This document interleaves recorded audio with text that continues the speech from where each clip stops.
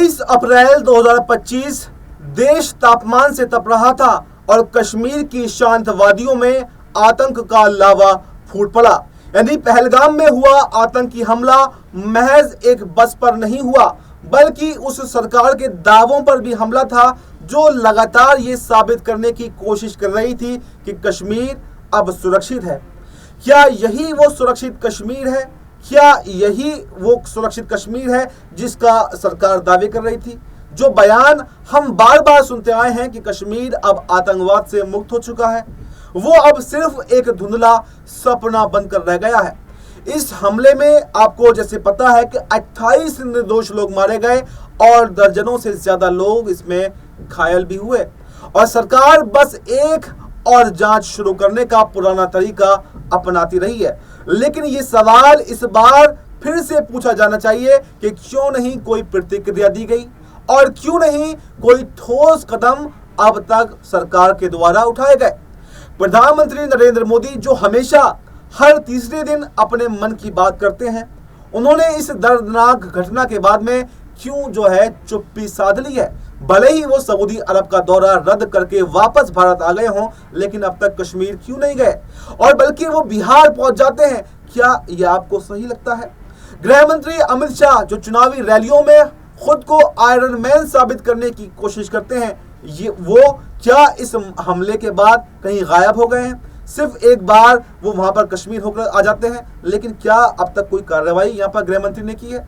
जब चुनावी मंच पर जय श्री राम और वोट के लिए मंदिर मस्जिद जैसे नारे गूंजते हैं, तब वही लोग देश की सुरक्षा को प्रचार का मुद्दा आखिर क्यों नहीं बना देते हैं?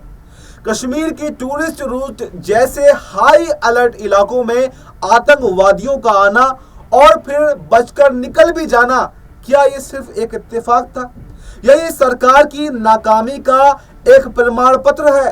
क्या हम यही समझें कि जब तक ग्लोबल समिट्स G20 हो या राम मंदिर जैसे इवेंट्स ना हो, तब तक बाकी भारत की सुरक्षा की कोई परवाह नहीं होती है? क्या सरकार सिर्फ इवेंट मैनेजमेंट करने का काम कर रही है? और अगर सरकार इवेंट मैनेजमेंट करने का काम करेगी तो फिर देश की सुरक्षा आखिर कौन करेगा? उसकी सुरक्षा की जिम्मेदारी आखिर कौन लेगा? क्या अब हमारा देश सुरक्षा के बजाय घोषणा करने की मशीन बन चुका है? क्योंकि जब चुनाव आता है तो एक से एक बढ़कर घोषणा पत्र जो है वो दिखाई देते हैं। आतंकी हमले के बाद में हमेशा वही पुरानी कहानी सुनाई जाती है कि जांच शुरू कर दी गई है, कोई भी जो दोषी है वो बख्शा नहीं जाएगा, किसी भी दोषी को छोड़ा नहीं जाएगा, और इस बार भी ऐसा ही कुछ दिखाई दे रहा है। हाँ, हम बार बार यही सुनते हैं, लेकिन आखिर कब तक हम ये बात सुनते रहेंगे? क्या ये सिर्फ एक नारा बन गया है या असल में हम कभी दोषियों को सजा दे ही नहीं पाएंगे? अगर खुफिया एजेंसियां इतनी ताकतवर हैं तो फिर आतंकवादियों के खिलाफ एक्शन आखिर क्यों नहीं लिया गया? आखिर कब तक जो है वो एक्शन लिया जाएगा? कम से कम देश के नागरिकों को एक भरोसा तो दिलाया जाए। जब ट्रैफिक जाम में ऑनलाइन ओला उबर का पता लगता है तो आतंकवादियों की गतिविधियों का पता आखिर क्यों नहीं चलता है? TRF जैसे संगठन फिर से एक्टिव हो रहे हैं, और क्या हमारी सुरक्षा एजेंसियां सिर्फ PFI या विपक्षी नेताओं की छापेमारी में व्यस्त है? क्या वो यही देख रही हैं कि कांग्रेस के नेशनल हेराल्ड में कितना घोटाला किया, इसने कितना घोटाला किया, कौन विपक्ष का नेता है, कौन सत्ता का नेता है? अब एक सवाल और आता है कि क्या कश्मीर अब सिर्फ एक प्रोपेगेंडा की प्रयोगशाला बनकर रह गया है? क्या ये सिर्फ वोट बैंक की राजनीति का हिस्सा बन चुका है? क्या सरकारों ने ये मान लिया है कि अगर कश्मीर को सुरक्षित बना लिया गया तो वो आतंकवाद भी खत्म हो जाएगा और वोट भी मिल जाएंगे? क्या यही उसका असल उद्देश्य था? आखिर कश्मीर पर राजनीति क्यों की जाती है? धारा 370 को हटे हुए लगभग 6 साल का समय बीत चुका है और उसके बाद में भी ऐसी घटनाएं होना कहीं ना कहीं सवाल तो बिल्कुल खड़े करता है। और सबसे बड़ा सवाल तो यह है कि क्या सुरक्षा सिर्फ उन्हीं शहरों तक सीमित हो गई है जहां पर चुनाव होते हैं या जहां पर कोई ग्लोबल समिट होता है? क्या अब सुरक्षा उन इलाकों में मजबूत होगी जहां पर कैमरे नहीं है या जहां पर गगनचुंबी इमारतें होंगी? क्या अब सिर्फ मंदिर मस्जिद के मुद्दे पर वोट बैंक की राजनीति ही देश के अंदर होती रहेगी? जबकि असल सवाल कश्मीर में आतंकवाद क्यों बढ़ रहा ये होना चाहिए था, लेकिन ये सवाल ही प्रॉपर मीडिया से भी गायब है। कोई भी सरकार से सवाल नहीं पूछ रहा और ना ही सरकार कोई जवाब देना चाहती है। ये सवाल मुझे लगता है इस बार भी अनसुना सा ही रह जाएगा। क्या इस सरकार की सारी योजनाएं सिर्फ इवेंट मैनेजमेंट और धार्मिक ध्रुवीकरण की ओट में चल रही हैं? क्या हम केवल कुर्सी बचाने के लिए आतंकवाद से लड़ने के बजाय सिर्फ वोट बैंक को मजबूत करने की योजनाएं ही बना रहे हैं? क्या सुरक्षा के मुद्दे अब सिर्फ चुनाव प्रचार तक ही सीमित रह गए हैं और अब जनता को जागना होगा और वो केवल उन चेहरों पर नहीं बल्कि उन काम पर वोट देने का समय अब आ गया है जो देश को मजबूत बनाने का काम करे, जो देश को सुरक्षित बनाने का काम करे। क्योंकि धारा 370 पर खूब वोट जो है 2019 में भी लूटा गया, 2024 में भी लूटा गया और एक दिन ऐसा जरूर आएगा जब जनता ये सवाल पूछेगी, प्रधानमंत्री मोदी जी जब देश रो रहा था तो आखिर आप कहां थे? गृह मंत्री अमित शाह जी क्या आप सिर्फ चुनावी मंचों पर गुस्से में बोलते हैं या फिर सुरक्षा के असल मुद्दों पर भी आपकी प्रतिक्रिया आती है? ये वो समय आ गया है कि देश अब इवेंट्स और घोषणाओं से बाहर निकले और सुरक्षा और स्थिरता पर केंद्रित हो जाए।